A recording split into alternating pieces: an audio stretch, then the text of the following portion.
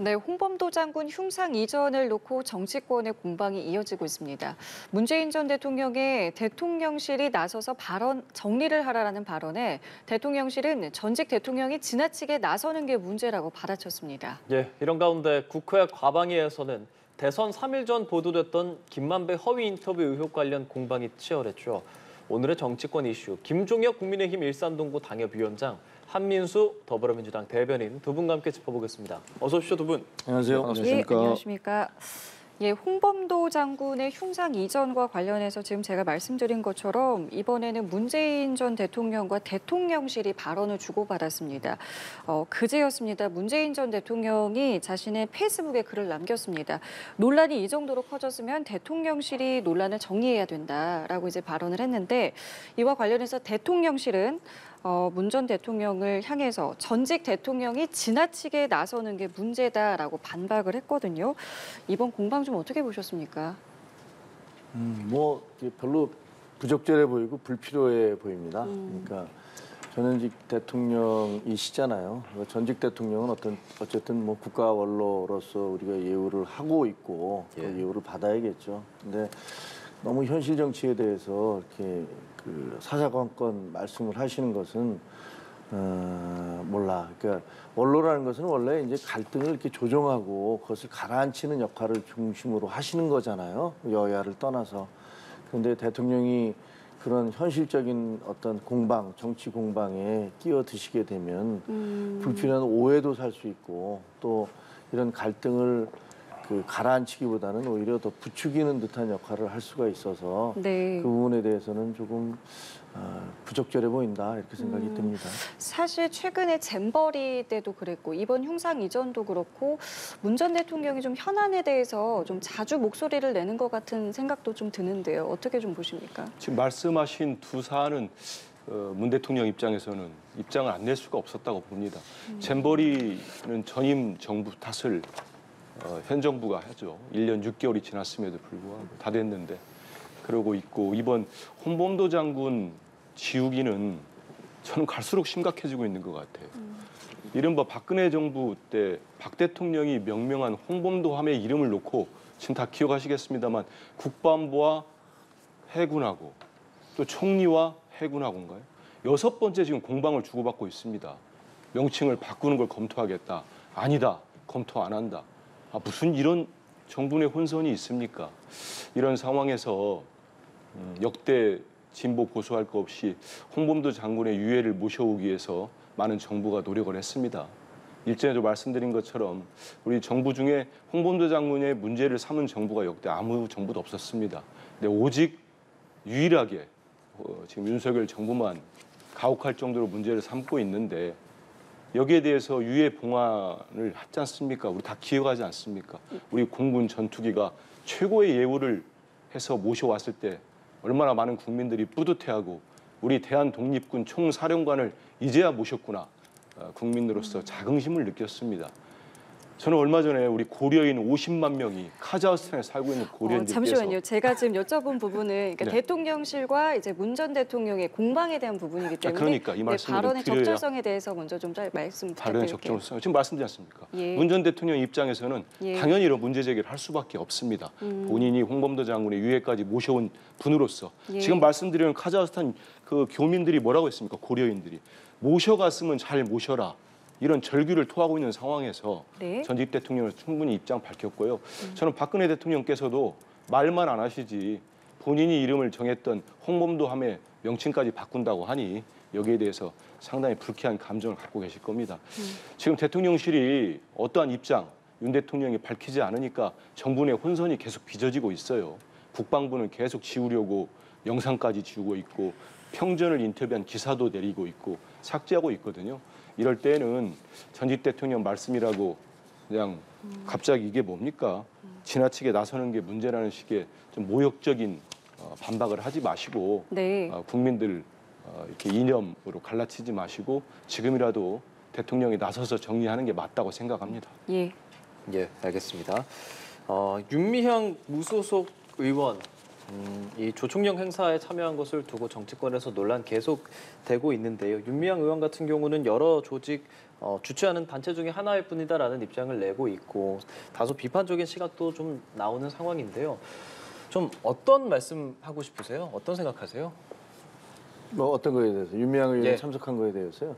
일단 윤미향 의원의 해명 자체가 전혀 납득이 되지 않지 않습니까? 뭐 여러 명의 단체가 있었는데 그 중에 뭐 조총련이 있는지를 잘 몰랐다라고 얘기하는 것도 상식적으로 국회의원이 어느 지역에 그 이전에 일본에도 가서 민단 행사에도 참석하셨던 분 아니에요. 예. 그러면 그 행사에 참석한다면 보좌관들이든 본인이든 도대체 어떤 단체들인가를 다 확인을 하게 됩니다. 그걸 안 하는 건 말도 안 되는 거고요. 더구나 일본에서 열리는 행사이기 때문에 더욱더 그랬을 거라고 생각을 합니다. 근데 그런 것을 난 몰라서 갔다라고 얘기하는 얘기는 아주 예. 구차한 변명에 불과하고 저는 저분이 이해가 할 수 없는 게 민단에서 하는 행사도 놔두고 왜 조총련 행사를 굳이 찾아갔을까라고 곰곰이 생각해 봤는데요. 예. 보면 이제 내년에 국회의원 선거가 있잖아요. 네. 그러면 아마 저분께서 이제 국회의원 배지를 뭐 다시는 게 비례대표시니까 그다음에 내년에는 뭐 현역으로 나오실지 어떨지는 모르겠습니다만 아마 지금 이제 재판도 있고 그러니까 내년에는 국회의원 신분이 아니실 가능성이 매우 큰데 그러니까 현역 국회의원으로서 그 지금 찾아가 주는 것 그것이 아마 조총련이나 북한의 입장에서는 나만의 국회의원이 우리 행사에 찾아왔다라는 식으로 얼마든지 선전선동에 이용될 수 있는 그런 것들인데 그것을 모르고 갔다 아니면 본인이 그것을 원해서 갔는지는 잘 모르겠어요. 예. 그래서 정말로 부적절한 행동이었고 거기다가 뭐 대사관에는 내가 어디 간다는 얘기도 하지 예. 않고 공문을 보내서 차를 보내달라라고 예. 해서 호텔까지 가고 하는 것들은 제가 보기에는 정말로 누가 봐도 부적절한 처신인데 왜 민주당에서 여기에 대해서 물론 이제 저분이 오랫동안 같은 소속이었다가 무소속이 되긴 했지만 그에 대한 비판의 이야기를 한마디도 하지 않으시는지 그것도 참 의아한 일입니다. 예, 민단 행사에는 불참한 윤미향 의원인데 사실 윤재욱 국민의힘 원내대표 오늘 아침에도 윤미향 뭐 의원 제명에 민주당이 좀 앞장서야 하는 것 아니냐라는 입장도 좀 내고 있거든요. 어떤 입장인 겁니까 지금? 일단은 윤리특위에 어제 보니까 국민의힘에서 제소를 했던 것 같습니다. 했으면 그 윤리심사자문위원회에서 다시 또 논의를 할 겁니다. 예전에 이제 윤리심사자문위원회에서 윤미향 의원과 지금은 다시 이제 복당을 하신 국민의힘 박덕흠 의원에 대해서 제명 권고를 했지요. 근데 윤리특위가 전혀 논의를 지금 현재도 않고 있습니다. 그런 말씀을 드리고 이분이 민주당과 오래 했다고 하는데 그건 사실과 다르고요.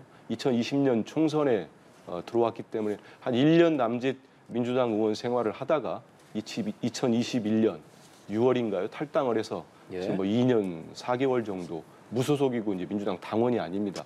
어떤 행보를 할 때 당과는 전혀 뭐 상의를 한다거나 그러지 않기 때문에 우리 당과의 연관성을 해서 지나치게 정치 공세로 삼는 건 바람직하지 않습니다. 예. 다만 이제 윤미향 의원이 현역 의원 신분으로서 예. 의원유기 활동을 할 때 특히 이런 행사를 갈 때는 주체가 어디인지 네. 이런 건 분명하게 좀 파악을 하시는 게 맞지요. 맞고 이게 정말 모르고 갔는지 이런 부분들은 좀 따져볼 부분이 있을 것 같습니다. 근데 이제 민단에서는 윤미향 의원의 해명을 저도 언론을 보도를 통해 보니까 초청을 받지 못했다. 예. 그리고 본인은 이번 행사에서 조총련이 주최 당사자인지 몰랐다고 하시니까 그런 부분들 좀 따져봤으면 좋겠고요. 또 예. 보수단체에서 지금 고발을 한 것 같습니다. 그러니까 이런 문제에 대해서 뭐 수사당국이 현행법을 위반한 게 있다고 하면은 또 뭐 가혹할 정도로 수사하지 않겠습니까? 근데 민단에서 초청받지 못했다고 얘기했는데 민단의 3.1절 행사도 초청하지 않았지만 모든 사람이 갔었습니다. 그리고 예. 이번에도 민주당에서 그 참석을 윤호중 했죠. 의원 그리고 예. 국민의힘에서 정진석 의원이 민단 행사에 참석을 했어요. 예. 근데 민단에서 초청을 하지 않아서 안 갔다는 얘기는 그야말로 변명 같지도 않은 변명이라고 생각을 하고요. 네. 그 북한식 표현까지 담겨 있는 그 초청장을 보고서 여기가 어디지?라고 그걸 확인을 안 하고 거기 갔다. 그리고 거기 가서 그 주최자들이 남조선 괴뢰 당국이라고 막 떠들어대는 것을 그냥 거기서 듣고 앉아 있었다.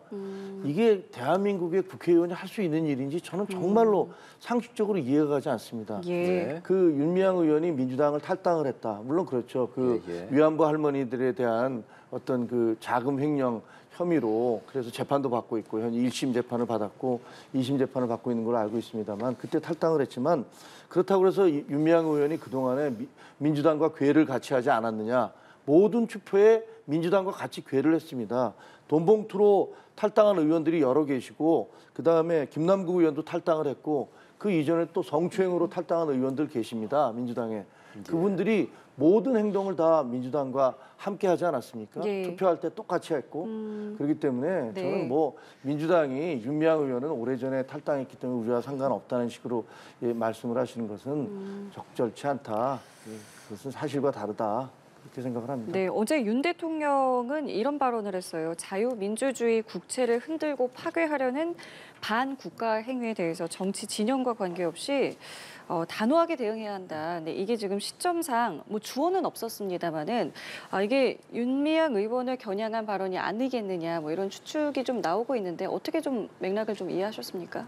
저는 뭐 그런 것 같습니다. 윤미향 의원 근데 뭐 대통령뿐만 아니라 일반 뭐 언론인도 마찬가지고 일반 대한민국의 국민이라면 아니 도대체 저게 뭐 하는 행위지라는 생각을 하지 않겠습니까? 똑같은 우리나라 행사가 열리고 일본 행사가 열리면은 누구든 대한민국 국회의원은 우리나라 행사에 가야 되는 거 아니겠습니까? 네. 근데 이건 민당과 조총련을 그런 식으로 얘기하기는 뭐하지만 조총련은 아시다시피 일본에 있는 친북 단체란 말이에요. 예. 그리고 거기 의장 허창수 씨인가요? 이분은 영웅 호칭을 받고 있고 그다음에 분장도 받은. 그럼 누가 명실상백한 대한민국 대법원에 의해서 이적 단체로 규정된 그런 단체인데 그 단체에 가면서 우리 민단에서 열리는 행사는 초청 안 받았으니까 나는 안 간다라고 얘기하는 것들 그런 것들을 보면서 어느 누가 이것이 정상이다라고 얘기를 할 수 있겠습니까? 그러니까 대통령실의 그런 뭐 대통령이 말씀하신 것은 그게 꼭 대통령이라서가 아니라 네. 제가 보기에는 누구든지 아마 대한민국에서 정상적인 헌법 질서하에서 있는 분들이라면 지도적 위치에 있는 분들이라면 그렇게 생각을 하시리라고 생각을 합니다. 저 예. 발언 어떻게 들으셨는지 그리고 윤미향 의원을 겨냥한 거라고 생각하십니까? 일단은 뭐 시점상 예. 좀 그렇게 해석들을 많이 하고 있는데 글쎄요. 제 상식적으로 볼 때는 대통령께서 이런 말씀을 공개적으로 이렇게 계속 이념에 짙은 발언들을 하시는 게 과연 맞나 이런 생각은 듭니다. 저뿐만 아니고 많은 국민들이 그런 생각을 하실 것 같아요. 지금 2023년도 우리 대한민국에서 자꾸 자유민주주의 국채, 뭐 공산 전체주의 이런 말씀을 하십니다. 우리가 지금 북한과 체제 경쟁을 하는 시대는 분명히 아니죠. 요즘 많은 국민들이 이런 말씀을 하신다고 합니다. 일전에 우리가 눈 떠보니 선진국 그 책이 나왔을 때 되게 화제가 됐어요. 근데 이 정권 들어선 뒤로 눈 떠보니 후진국 하다가 지금 이런 말씀들 한대요. 눈 떠보니 일제시대, 눈 떠보니 유신 독재시대. 저는 우리 국민들이 지금 얼마나 힘듭니까? 민생과 경제 어려움으로. 대통령께서 마치 이념 전쟁에 선봉에 서신 것처럼 연일 이런 발언을 할 때 국가 전체가 여기에 국가 역량을 쏟아부을 가능성이 높아집니다. 왜냐하면요. 제가 알고 있는 절친한 작은 중소도시의 지자체장께서 그런 말씀을 하더라고요. 시장 군수만 돼도 모든 공무원 조직들이 이분이 어떤 생각을 하고 있는지를 그 임기 동안에 거기에 모든 안테나를 세우고 맞춰서 일을 한답니다. 근데 국가 지도자께서 지금 먹고 사는 문제가 심각하다고 국민들은 아우성을 하는데 예. 연일 이념과 관련된 말씀을 하십니다. 그러면 아니 그러지 않습니까? 국무회에서 그러셨다면서요. 나가서 국무위원들한테 전사가 되라. 지금 국회 한번 살펴보십시오. 두 분도 아시겠습니다만 지금 국회 예결위장이나 각 상임위장에서 장차관들이 모두 야당 의원들과 그냥 전쟁하듯이 싸움을 합니다. 예. 그게 본인들은 야당 의원을 상대하는 게 아닙니다. 국민을 상대로 국정 방향을 설명하는 자리입니다. 국회라는 데가. 이렇게까지 가는 게 지금 우리 대한민국을 위해서 맞는지 국민 통합에 적합한 건지 근본적인 의문점을 갖지 않을 수가 없습니다. 예. 뭐 눈떠보니 유신독재, 눈떠보니 일제시대라고 말씀을 하셨는데 아니 지금 길거리에 가보면요. 김건희를 구속하라라는 프래카드가 전국에 내걸려요. 그리고 현직 대통령의 장모가 법정 구속됩니다. 그리고 대통령에 대해서도 뭐 친일파다 뭐다 아주 자유롭게 모두 다 얘기하고 있지 않습니까? 독재 시대에 그런 얘기 합니까? 일제 시대에 그런 얘기 했습니까?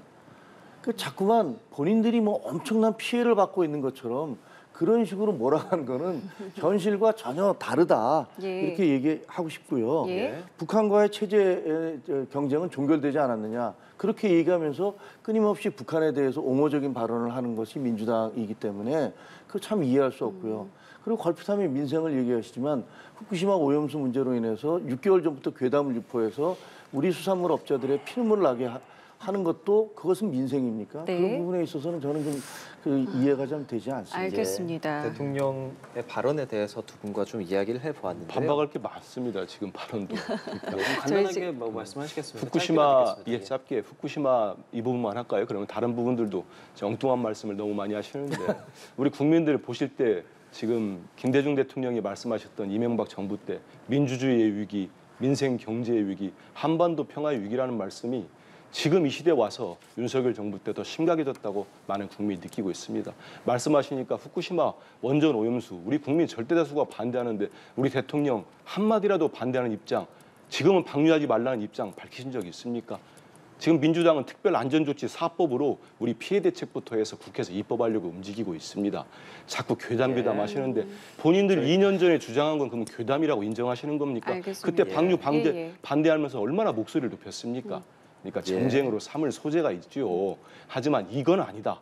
국민의 생명과 안전 문제는 정쟁이 돼서는 안 됩니다. 예, 알겠습니다. 뭐 최근에 지금 윤석열 대통령의 발언에 대해서 조금 더 집중해서 좀 이야기를 하고 싶은데요.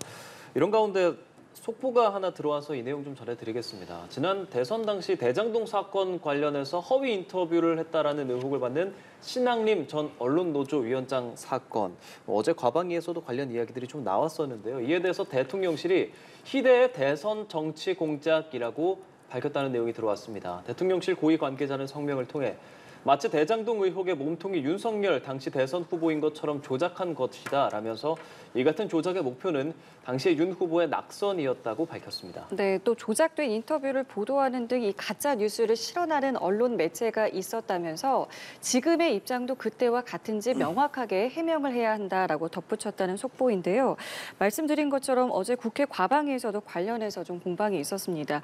이 내용은 그러니까 대선 직전에 화천대유 대주주 김만배 씨가 허위 인터뷰를 했다라는 이 어떤 의혹이 좀 제기가 된 것인데 이 의혹에 대해서 일단 좀 간략하게 좀 정리를 하면서 어떤 입장 갖고 계신지 좀 들어보겠습니다.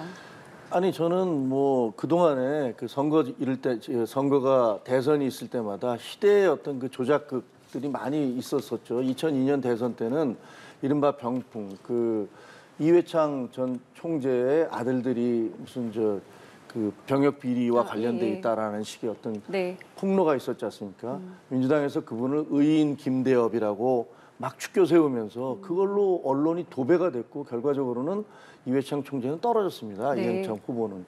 근데 알고 봤더니 이 김대엽이라는 분이 말했던 것은 다 새빨간 거짓말이었고 그분은 이제 사법 처리도 받았고요.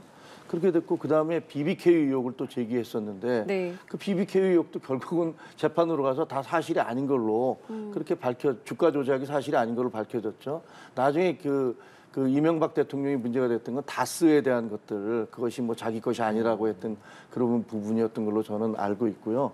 그다음에 이번에도 2021년 9월 15일 날 그 신학님이라는 분과 언론노조 위원장이었던 분이시죠. 그분과 지금 김만배 씨가 인터뷰를 했다고 하는데 그 이후부터 뭐 이재명 대표도 그 인터뷰에 나온 내용으로 이거 내용이 보면 대장동 사태는 윤석열 게이트다 이런 식으로 몰고 가시면서 그 윤석열이 다 덮어준 거다 이렇게 공격을 하셨어요. 그리고 대선 사흘 전에 그 녹취록이 공개됐습니다. 그런데 그 녹취록 중에서 5군데인가가 그 편집이 돼 있던 거예요.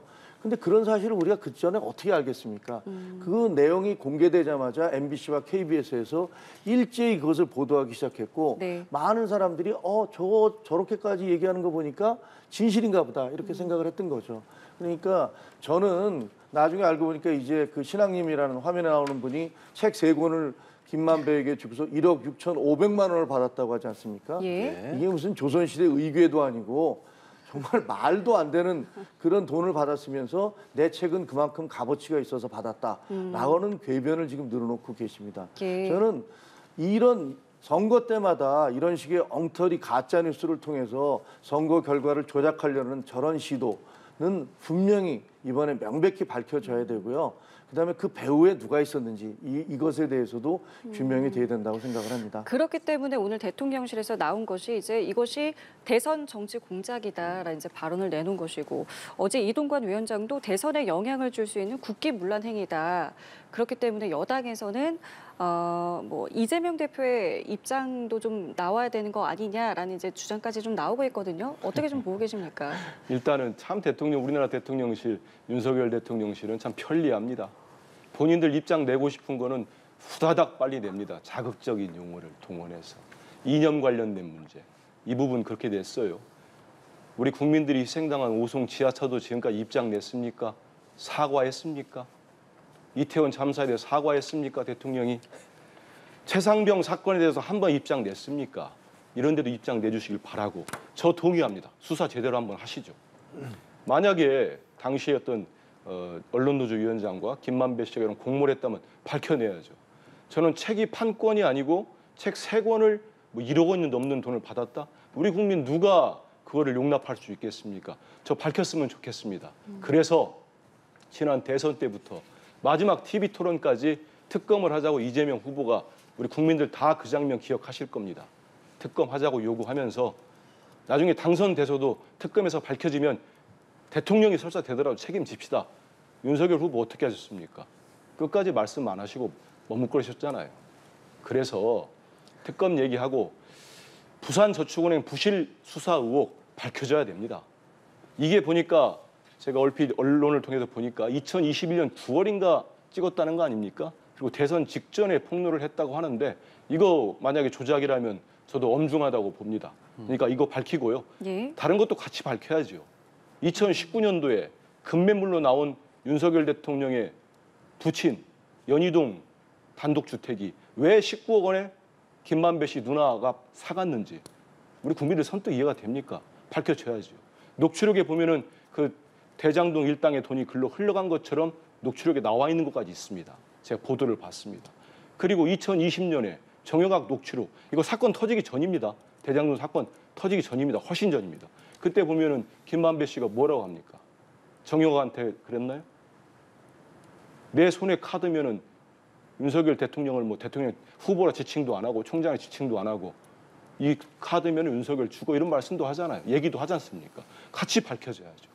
정말로 부실 수사 의혹이 있었는지 없었는지, 일단 커피 타준 사람이 윤석열 검사가 아니고 다른 박모 검사라고 하면은 그것도 조사를 하고, 저는 엄중하게 조사하는 거 필요합니다.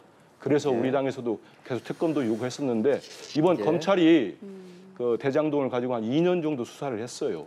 이재명 후보, 이재명 대표를 이제 처벌하겠다고 잡겠다고 탈탈 털었는데 이 수사까지 나왔습니다. 그러면 다시 한번 제가 말씀드리고 싶습니다. 공정하게 예. 모든 거를 다 수사해 주십시오.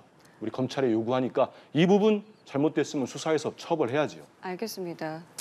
그 2021년 11월 달에 이미 그 조우영 씨가 검찰에 가서 진술을 했어요. 그 커피를 타준다고 얘기한 사람은 박모 검사입니다. 그런데 그때 문재인 검찰이 그걸 덮었어요. 그 이후에 계속 이재명 후보가 거기에 대해서 문제를 제기하면서 마치 대장동 사태가 윤석열 후보 때문에 발생한 것처럼 그런 식의 허위 사실을 계속 유포하고 있는데도 검찰은 조우영으로부터 그 진술을 받아놓고도 거기에 대해서 밝히지를 않았어요. 그러고 나서 3월 달, 그러니까 3월 9일 날 선거하기 사흘 전에 저 사람이 김만배가 그것을 폭로를 합시고 이제 한 겁니다. 그런데 그 내용도 보면 그 신앙님 씨하고 인터뷰한 내용에다가 다른 쪽에서 했던 얘기까지 짜집기를 해서 인터뷰를 한 거예요. 예. 그걸 폭로한 뉴스타파라는 곳에 전문위원이 신앙님 씨였어요. 근데 뉴스타파는 자기 전문위원이 했다는 얘기를 하지 않고 제3자가 했다는 인터뷰라는 식으로 그것을 공개를 했습니다. 거기에 대해서 나중에 신앙님 씨는 당신네로부터 돈을 받는 전문위원인데 왜 그걸 제3자인 것처럼 했습니까? 라고 물으니까 그 사장께서 하시는 말씀이 나도 모르겠다라고 답을 했다고 합니다. 이런 일련의 과정을 보시면 이것이 정말로 대선 결과에 영향을 미치기 위한 치밀한 공작에 의해서 이루어졌다는 것들이 누구든지 이해할 수 있는 거 아닙니까? 예. 9월 15일 날 그 인터뷰를 하고 그다음에 11월 달에 이미 검찰에서 그것이 사실이 아니라는 거 밝혀졌는데도 덮어두고 있다가 선거 사흘 전에 그것을 폭로를 합치고 해서 다른 모든 공중파 방송에 받아쓰게 하고 그다음에 그 사실 확인도 안 되지 않습니까?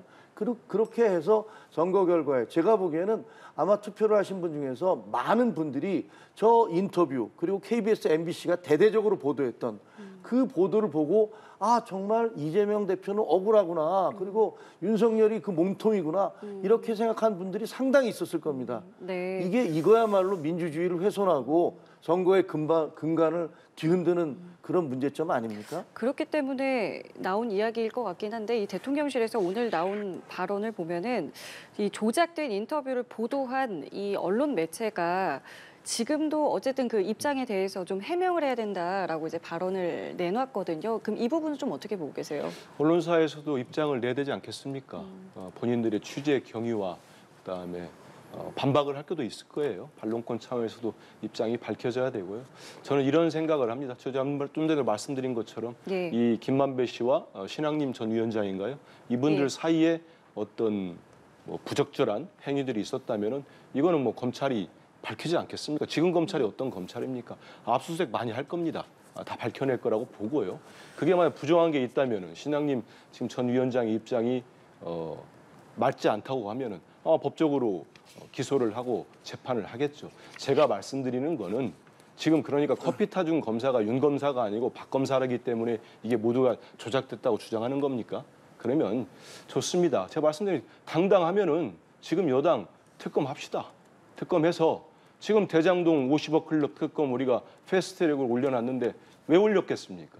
국민의힘이 절대 안 하겠다고 곽상도 의원이 무죄가 났음에도 불구하고 안 하고 있다고 하기 때문에 올려놨습니다. 우리 국민들 많이 지금 의심하고 있습니다. 실제로 여론조사를 한번 해보십시오.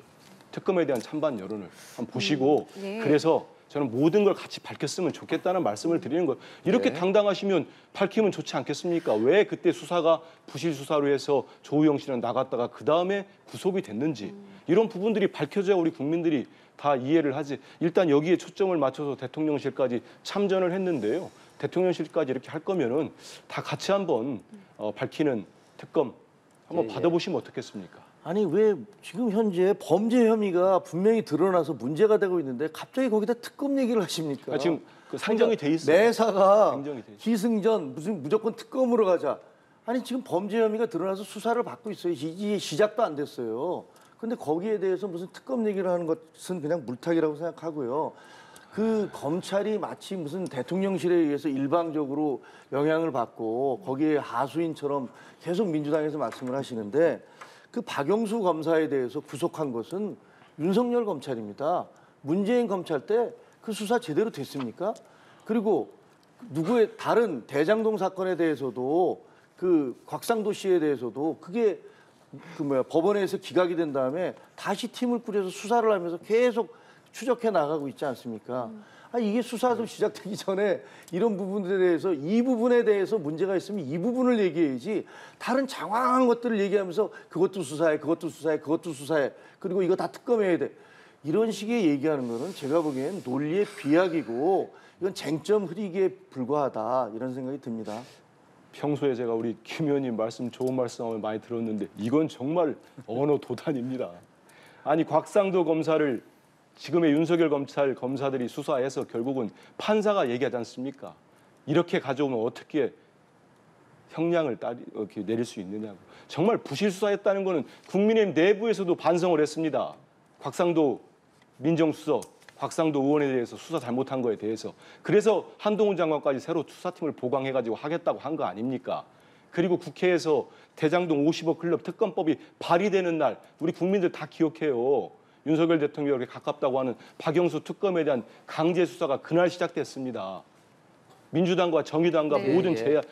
야당이 특검법을 발의하니까 예. 이런 게 명확한 팩트인데 이번 검찰이 제대로 자기들 식구들 수사 안 한 건 우리 국민이 다 알지 않습니까? 그걸 가지고 제대로 수사했다고 말씀하시는 거는 예. 우리 국민 누구도 믿지 않기 때문에 네.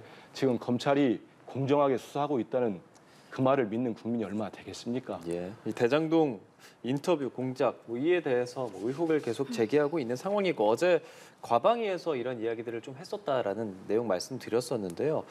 이동관 위원장 그리고 과방위원장인 장제원 의원 그리고 고민정 민주당 의원 간의 그런 설전들 이야기 함께 듣고 오시죠.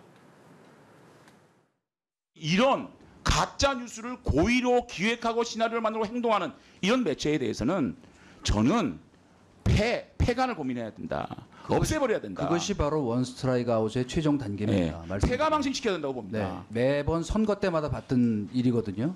병풍, 2007년 대선 때 BBK, 또 이 앞에 바로 이런 그 대장동 조작, 아니면 말고시 흑색 선전으로 대선판을 엎으려는 기도는 단순히 이게 언론의 문제가 아니고 이동관 씨가 하신 말씀 보면 BBK 주가 조작 사건이 가짜 뉴스라고요? 1심에서 15년 징역형을 받았고요. 그 당시 윤석열 서울중앙지검장이었습니다. 대법원에서 17년 선고받았고요. 이게 가짜 뉴스라고요? 제가 이거는 국무위원으로서 말씀드리는 건데 이동관 씨가 뭡니까? 개인 이동관한테 질문하는 거 아니지 않습니까?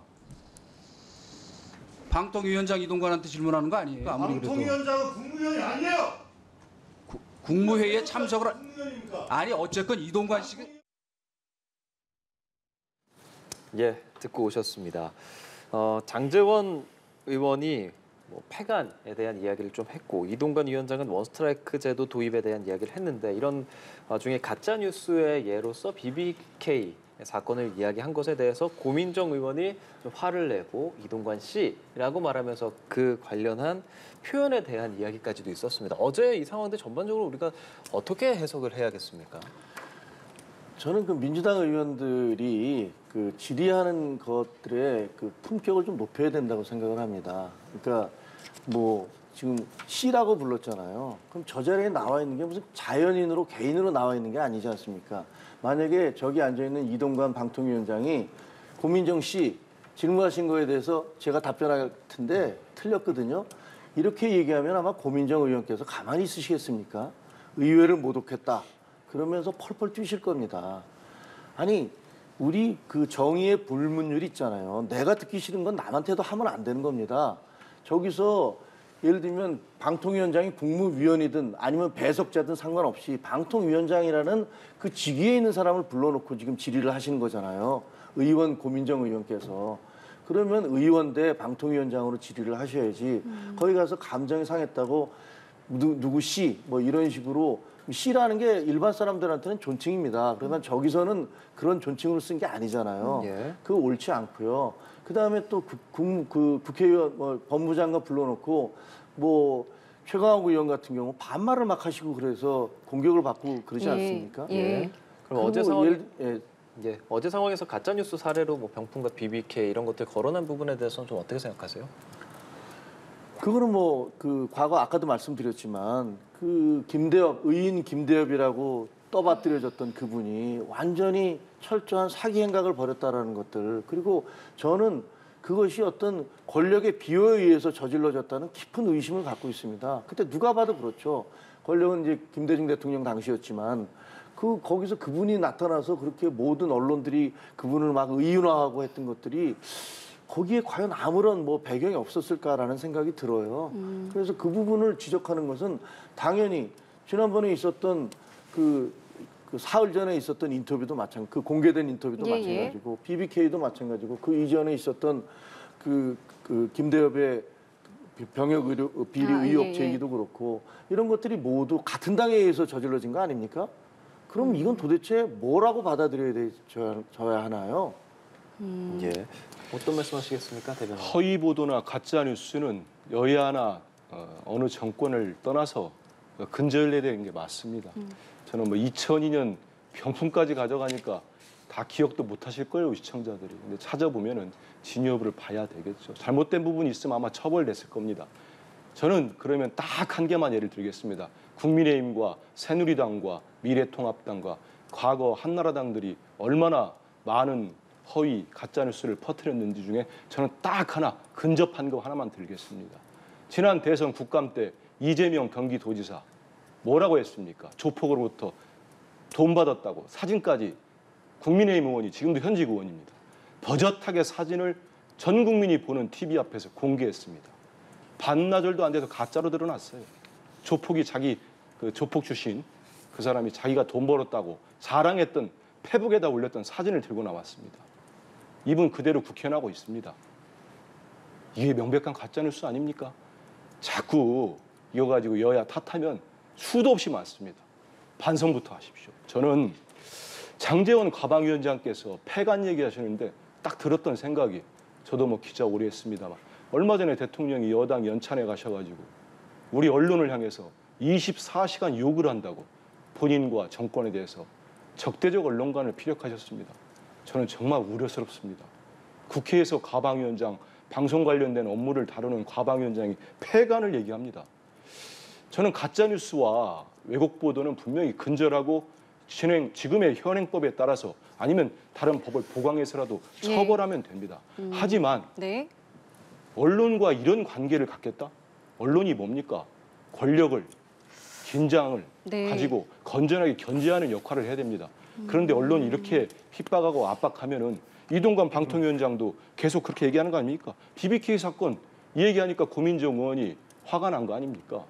이명박 대통령 17년형을 받았습니까? 15년형을 받았습니까? 그래가지고 사면 복권이 되신 분입니다. 이런 부분에 화를 내면서 네. 호칭 문제가 나왔는데 물론 호칭을 방통위원장 붙여주면서 쓰면 좋았겠지요.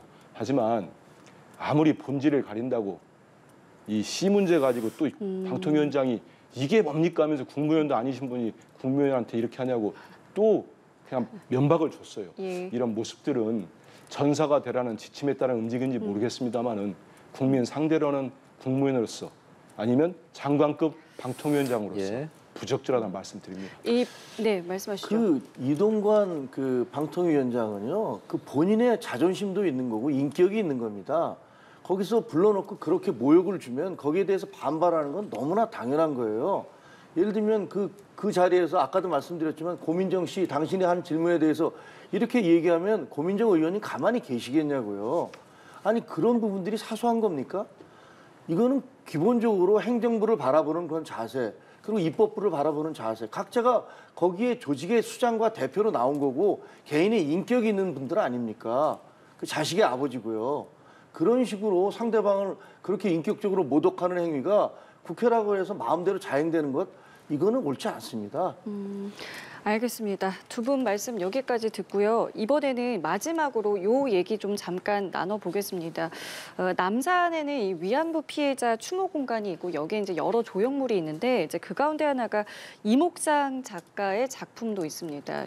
이 이목상 작가 같은 경우 이제 성추행과 관련해서 이제 본인이 실제로 이제 사과를 하기도 했고요. 논란이 일어나자 서울시가 이제 철거를 시작을 했는데 관련해서 이 철거를 해서는 안 된다라고 이제 시민단체인 정의연이 좀 그냥 둬야 된다라고 해서 어제 사실은 이제 철거를 하려고 하다가 이제 무산되고 오늘 진행이 됐거든요. 이 부분을 좀 어떻게 보셨는지 좀 듣겠습니다. 정의연의 논리를 전혀 받아들일 수가 없죠. 그러니까 그 신문에 보도된 바에 따르면 성추행범에 대해서는 강력히 규탄한다. 하지만 그 성추행범이 세운 이 조형물을 철수하는 거는 뭔가 의도가 있기 때문에 우리는 막아야 한다. 이런 논리 아닙니까? 네. 이렇게 주장을 하시는 것들이 그게 상식적으로 들으면 그 말이 이해가 되십니까? 저는 누가 봐도 말이 안 된다고 생각을 해요. 그 성추행 피해자들 어떻게 보면 그 위안부들이라는 게 그 대표적인 분들 아닙니까? 그렇죠. 그런 예. 것들을 평생을 그게 문제가 있다고 외쳐온 분들이 아니 그 성추행 가해자가 세워놓은 그 건축물을 철거하겠다 그러고 전태일 기념관 같은 경우는 전태일 기념 그 지은 그것 자체에서 스스로 이건 철거해야 된다라고 회의를 하고 있는 거 아닙니까? 근데 정 의원은 오히려 철거하겠다니까 막고 나섰어요. 그래서 저분들이 외치는 정의라는 게 기준이라는 게 고무줄이구나. 그리고 상당히 정략적이구나. 편파적이고 그 자기들의 필요에 따라서 마음대로 적용되는 것이구나라는 생각을 하게 됩니다. 어떻게 보셨어요? 정의연이라는 단체에 대해서 이제 감정적 접근을 하면은 지금 말씀하신 그런 뭐 비판들이 나올 수도 있다고 봅니다. 저는 다만 저는 이목상이라는 분은 뭐 개인적으로는 잘 모릅니다만 보니까 1세대 이제 진보 민중 작가로서 많은 작품 활동을 해왔고 우리 사회의 노동 환경에 대해서 정말 큰 계기를 만들어내신 전태일 열사에 대한 동상도 제작했던 그런 분으로 알고 있습니다. 지금 이제 성추행으로 1심에서 유죄 판결을 받았기 때문에 이게 뭐 본인도 말씀하더라고요. 보도를 보니까 항소를 한 것 같습니다. 예. 3심까지 나와서 유죄가 확정된다면 거기에 따른 재판 결과에 따른 처벌을 받으면 될 것으로 봅니다.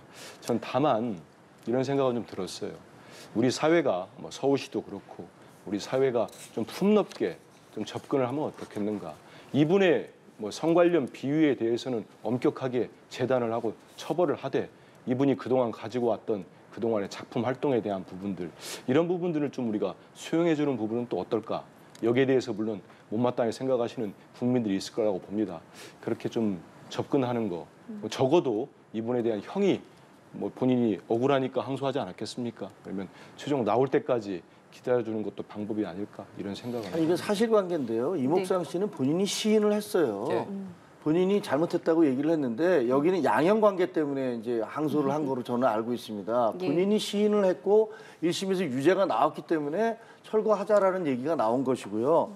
그러면 그분이 민중예술을 위해서 일을 했으니까 그럼 고은 씨 같은 경우는 그분이 민중시인이니까 안희정 씨 같은 경우는 그분은 훌륭한 정치인이었으니까 그 박원순 씨 같은 경우는 서울시장 십몇 년 했으니까 그럼 그분들이 했던 성추행을 다 해주자는 겁니까? 그분들에 대해서 피해 고소인이라고 피해자들을 그렇게 폄하를 했던 것도 여성단체 아닙니까? 그래서 저는 저런 부분들, 저런 식의 이중잣대 우리는 그런 걸 내로남불이라고 그러고 그런 걸 위선이라고 합니다. 그런 건 좀 없어져야 될 것 같아요. 지금 거론하신 분들, 거론한 사람들에 대해서 그거를 내가 인정한다는 얘기가 아니고요. 그 부분에 대해서 형사처벌이 필요하거나 여러 가지 처벌 부분이 사회적 처벌이 필요한 부분들은 그거를 하지 말자는 얘기가 아니지 않습니까? 예. 뭐 안희정 전 지사도 지금 재판도 받고 또 형도 살고 있지 않습니까? 그렇게 좀 더 과도하게 끌고 가지 마시고 좀 차분하게 작품 활동 그 자체에 대한 인정할 부분이 없는가, 인정할 부분이 있는지 없는지를 따져보자 이런 말씀을 드리는 예. 거를 감정적으로 대응하는 건 아닌 것 같습니다. 예, 알겠습니다. 알겠습니다. 김종혁 국민의힘 일산동구 당협위원장, 한민수 더불어민주당 대변인과 함께 정치권 이야기 한번 나눠봤습니다. 오늘 말씀 잘 들었습니다. 감사합니다. 감사합니다.